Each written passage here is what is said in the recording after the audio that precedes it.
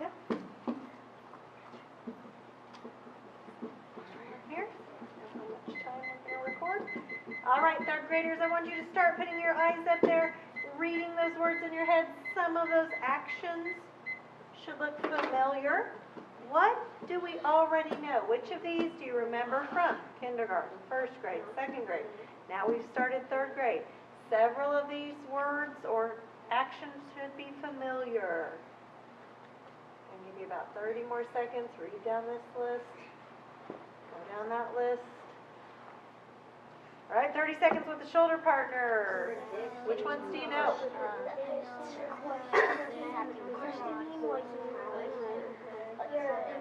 Asking questions.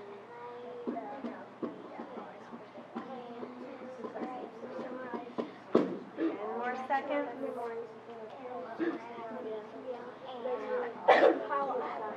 You like drum and music.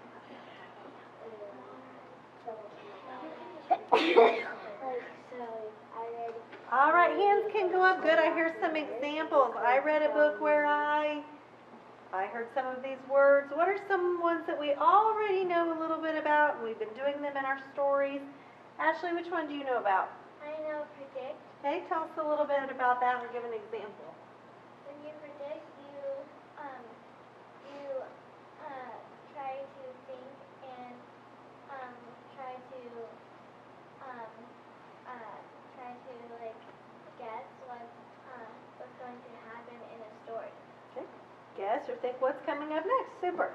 Okay, another one, Aaliyah. Question. Okay. Tell us about that or give us an example. We know questions because we ask people questions sometimes. Hey, all day long, don't we? You can ask a person a question. You might even ask a book a question. We'll practice that today. Aiden. Summarize. What's that? It's when you remember something.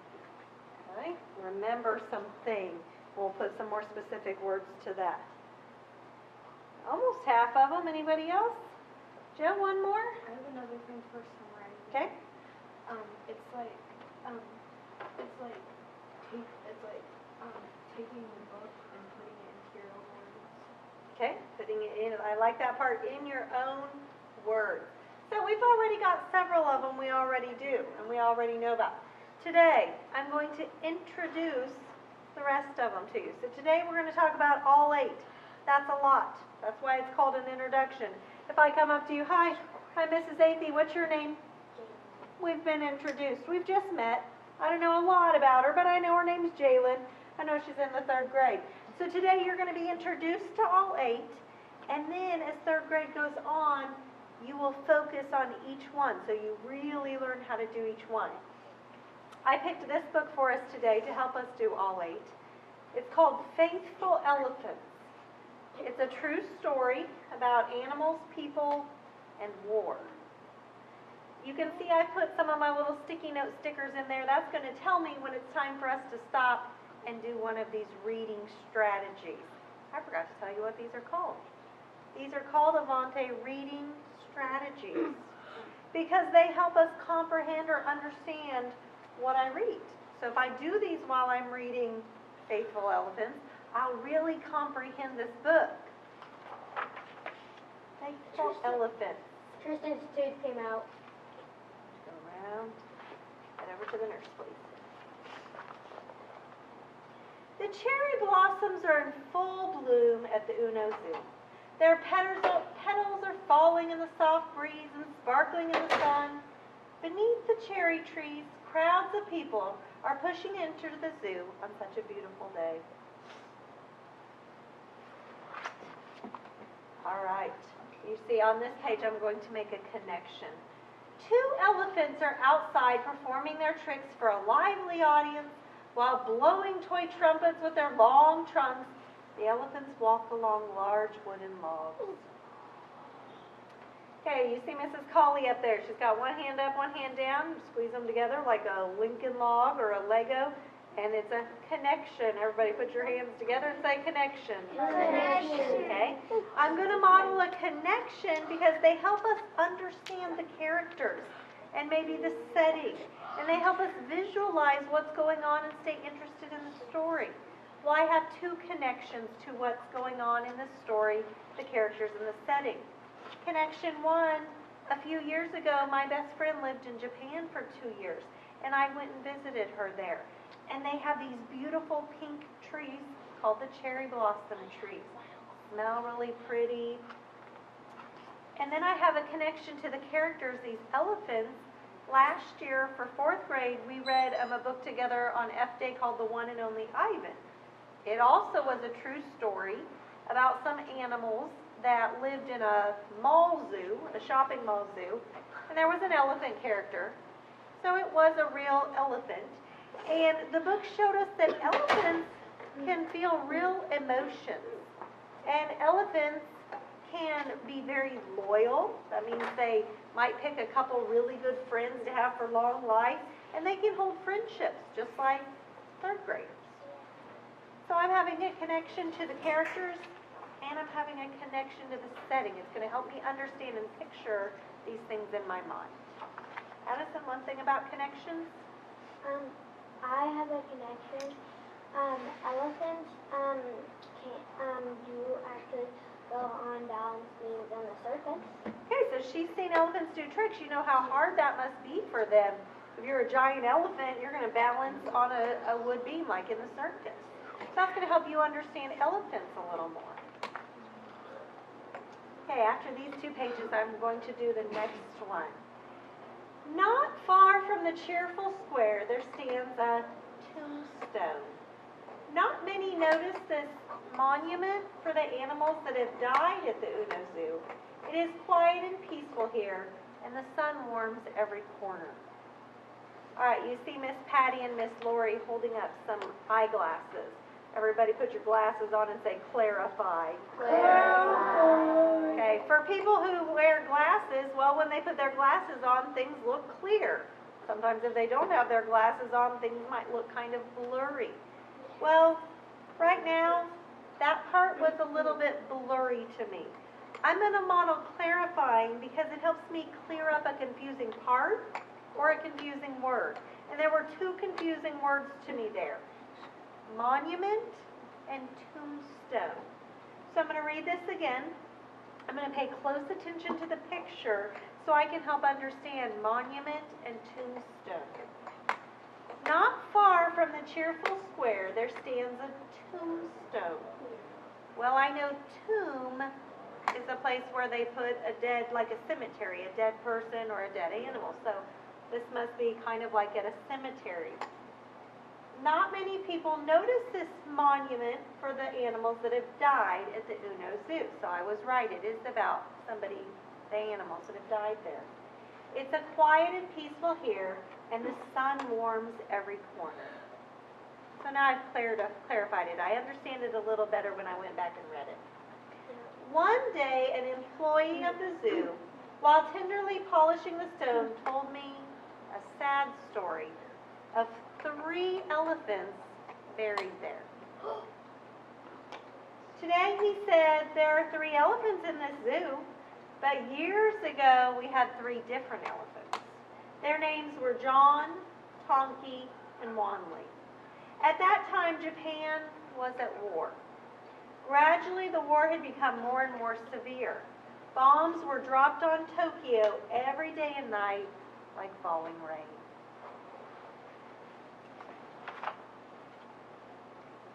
What would happen if bombs hit the zoo?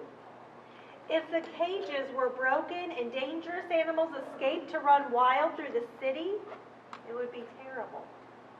Therefore, by command of the army, all of the lions, tigers, leopards, and bears, and the big snakes were poisoned to death. Okay, you guys already knew a little bit about questioning. Mrs. Sappington's holding a question mark close to her head. I'm going to model questioning. It helps me understand what's going on and wonder what's going on before, during, and after the story. And it helps me stay interested in the story. Well, I see some of our faces look pretty interested at the end of this page. I'm wondering if they did this to the big dangerous animals what's going to happen to the other animals? The kangaroos, the turtles. Is the same thing going to happen? Tori's wondering. Okay. So, and that tombstone was for 3 elephants that used to live there. Is that what's going to happen to our 3 first elephants? So I'm questioning, helping me wonder what's going on in the middle of the story and helping me stay interested. I'm pretty interested to find out. I'm going to talk with you about that later. By and by, it came time for the 3 elephants to be killed. They began with John. John loved potatoes. So the elephant keepers mixed poison potatoes with the good ones when it was time to feed them. John, however, was a very clever elephant. He ate the good potatoes, but each time he brought a poison potato in his mouth with his trunk, he threw it on the ground. Wow. Okay, I'm going to infer. You see Mrs. Hinkle. She's reading a book. Everybody hold your book out. And then bring it into you. Okay? I'm going to model inferring because it helps me understand what the author didn't write down. The author wrote and told us a lot about what's going on with John here, but I think I can understand some things the author didn't say. Because I'm thinking about my dog, and this summer my dog had to take some medicine. And just like John, my dog's pretty smart, and whenever I try to give him the medicine, he would know that that was not really a great tasting or a good thing, and he'd spit it out. And so I would have to try 3 or 4 things. Sometimes I'd wrap it in cheese. Sometimes I'd wrap it in ham. Sometimes I would try to put a little peanut butter on it. So I'm inferring, bringing it into me, what the author wrote down, and then I'm kind of making up some of it that he didn't write down. I'm inferring that they're going to have to try a couple things with John. Because like he said, John's a very smart elephant. My dog was like, when we got the medicine and cheese, he would eat the cheese And and spit he out knew. the tail. As it seems there's no other way, the zookeeper said, we must inject poison directly into his body. A large syringe, the kind used to give shots to horses, was prepared. But John's skin was so tough that the big needles broke off with a loud snap, one after the other. When this did not work, the keepers reluctantly decided to starve him to death. Poor John died 17 days later. Summarize. You see Mrs. Zahner at the top of that one. She's holding up a lasso. You guys knew summarize means to put it in your own words and to remember. Aiden used the word remember what has happened. I'm going to model summarizing because it helps me pick out the most important ideas. Well, so far I've heard about 3 most important ideas. There was a zoo in Japan with many animals in it, including these 3 elephants. And then the war started, and they didn't want the animals to get loose around the town, so they had to kill the dangerous animals. And now they're trying to find a way to start killing John, this big elephant. So I've summarized the big main ideas, the most important, and put them in my own words. They're not dangerous, but now they're just worried. Yeah, how are we going to take care of these animals? What if a bomb does hit? Then it was Tonki's and Wanley's turns to die.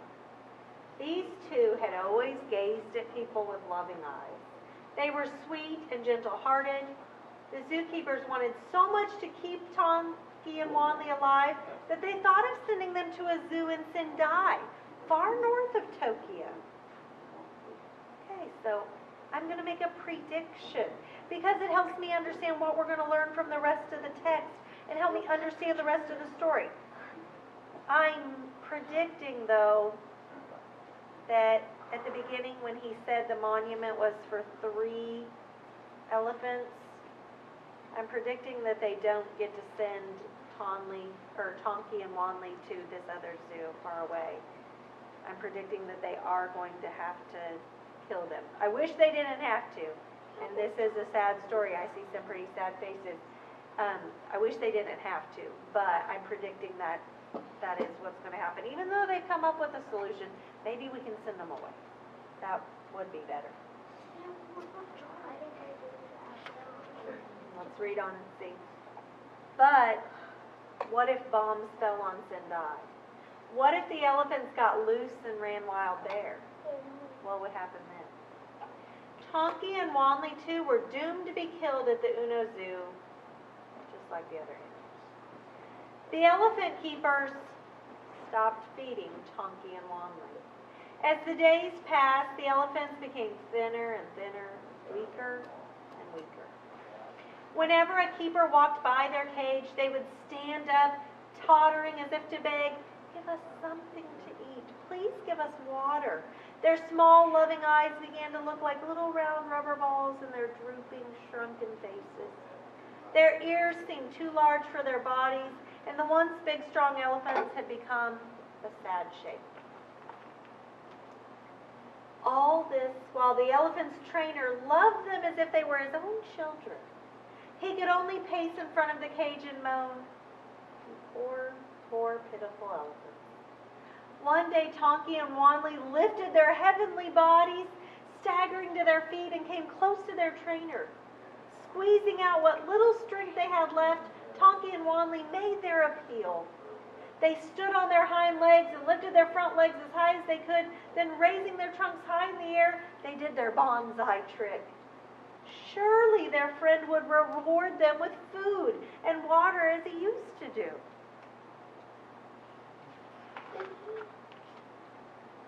The trainer could stand it no longer. "Oh, Tonky, oh, Wanley," he wailed, and he dashed to the food shed, and he carried food and pails of water to them and threw it at their feet. "Here," he said, sobbing, and clung to their thin legs. "Eat your food, please drink. Drink your water."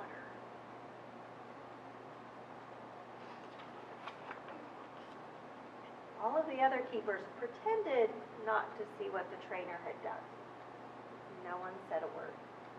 The director of the zoo just sat very still, biting his lip and gazing at the top of his desk. No one was supposed to give the elephants any food. No one was supposed to give them any water. But everyone was hoping and praying that if the elephants could survive one more day, the war might be over and the elephants would be saved. At last, Tonky and Wanley could no longer move. They just lay on their sides, hardly able to see the white clouds floating in the sky over the zoo. However, their eyes appeared clearer and more beautiful than ever. Seeing his beloved elephants dying this way, the elephant trainer felt as if his heart would break. He had no more courage to see them.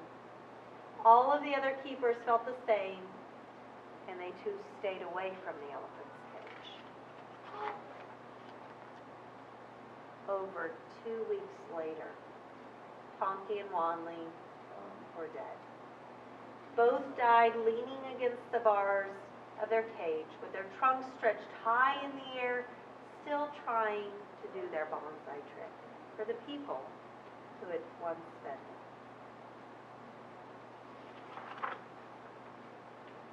"Elephants are dead, they're dead," screamed the elephant trainer as he ran into the office. He buried his head in his arms and cried, beating the desktop with his fist. The rest of the zookeepers ran to the elephant's cage and stumbled in.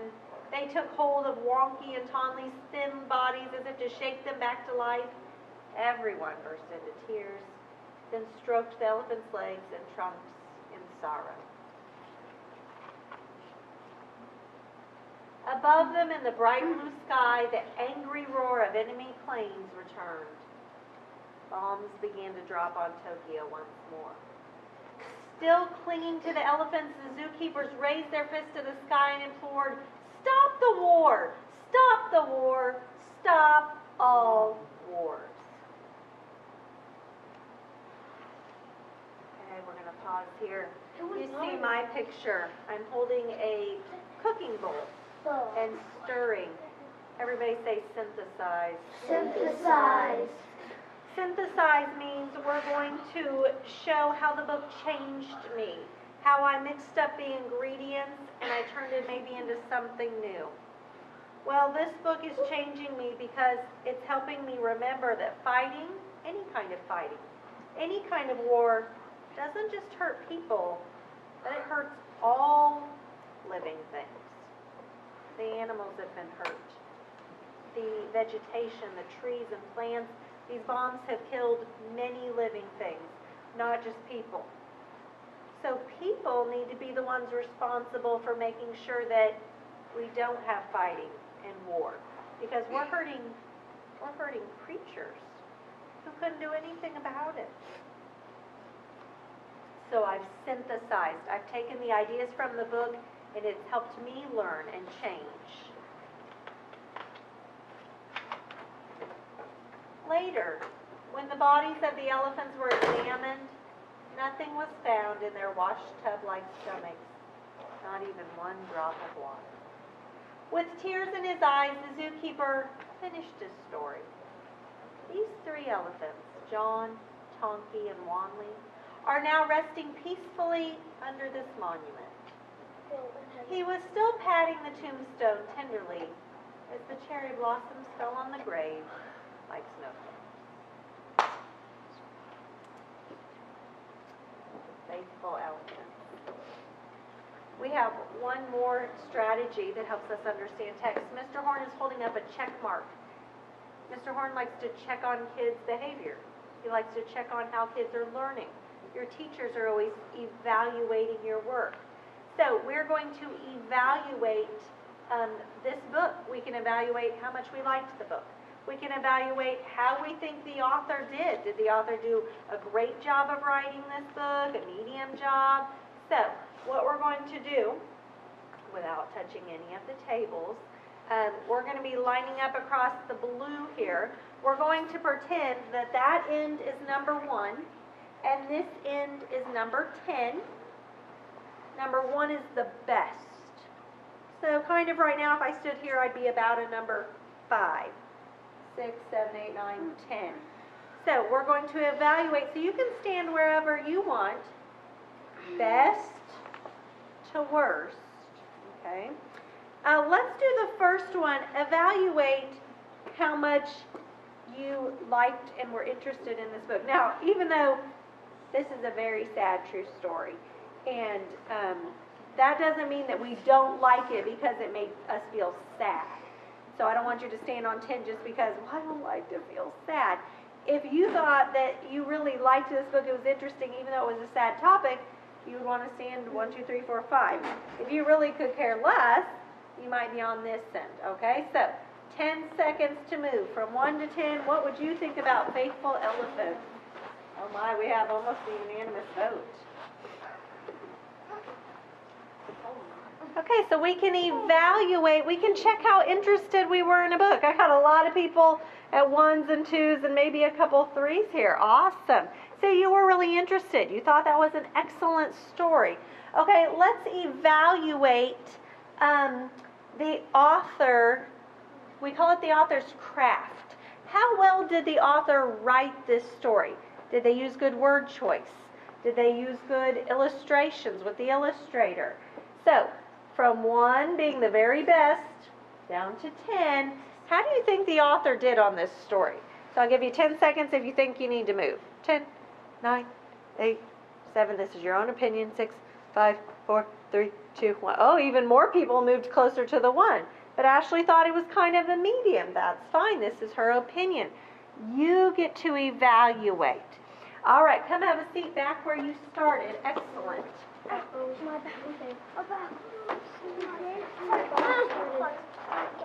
Okay, everybody back where we started in 3, 2, and 1. To finish up this part, let's go down our list. I want you to act out the action and name the strategy with me, and then we're going to do one last thing to close it up. Because remember, today was just an introduction. We got to meet all 8, and you're going to be practicing them a little bit closer as the year goes on. So everybody put those hands locked together and say connection. Connection. Put on your glasses. Clarify. Clarify. Hold up your question mark. Questioning. Questioning. Okay, the book, and then take it into you and say infer. Infer. Mrs. Zahner is lassoing up, summarize. Summarize. Looking ahead, predict. Predict. Stir up those ingredients and make it something new and say synthesize. Synthesize. Hold the check mark. I'm going to check myself. I'm going to check the author. I'm going to check the book and say evaluate. Evaluate. All right, hands in your lap. On the table is going to be each of these 8. We're going to do some tweets with Twitter. I know what a tweet and a Twitter is. I kind of heard those words before, or hands in lap. I don't know what you're talking about, Mrs. Amy. All right. Joe, tell us a little bit about a Twitter or a tweet. Well, Where would you see it at? on the internet, like, because my sister has the app in it, and you can just, like, and you can, like, post, like, quotes or, like, stuff like that. Okay, on the internet, on a phone, on a computer. He said you can post a quote. Anybody else have anything they want to add on to Joe's explanation? Do you know how they start? They all start the same with a symbol. Anything about that, Brunley?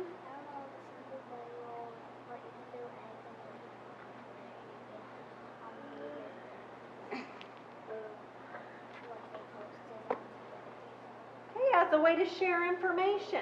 All right, go ahead and put your hands down. I'm going to give you a quick explanation so you can get started.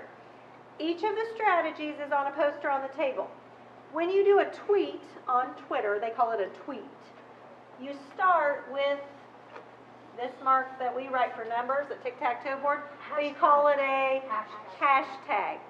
And the thing about Twitter is, like Joe said, you can do a quote, you can tell them something, but Caleb, can only be 140 letters long. So you can't write a whole story, okay? You can't write everything you did today. You can only write a little bit of information. So I'm going to write a little bit of information about a question, or I could do an example from the book. So I'm going to do hashtag, and then I'm just going to write the word, well, a synonym for questioning is wondering, or wonder, okay? Then somebody else can do one here, and here, and here, and here. We're going to fill up the page with tweets about questioning. And then you'll move to another table, and you might do a tweet about summarizing. Remember, you can do an example from the book. You can do something that the picture reminds you of, but it has to be about this topic. You're not going to do hashtag, have a good day. That doesn't have anything to do with questioning. Okay, we could do that on a different day, but not today. All right, we are going to do it the way, remember, sometimes I ask you to give me a number between 1 and 5. You tap that many chairs. Where you freeze is the poster you will work on for 30 seconds, and then I'll ask you for a new number. Some of the posters have 2 because we didn't have enough tables for everything. Okay, so you might have to work on a poster that has 2 of them. All right, I need a number between 1 and 5. Hands go up. You will touch that many chairs and freeze. Tristan, how many chairs? 4 chairs. Pick out a marker and do a tweet on that topic. Go. 4 chairs. 1, 2, 3, 4. Okay, freeze and write a tweet about that one.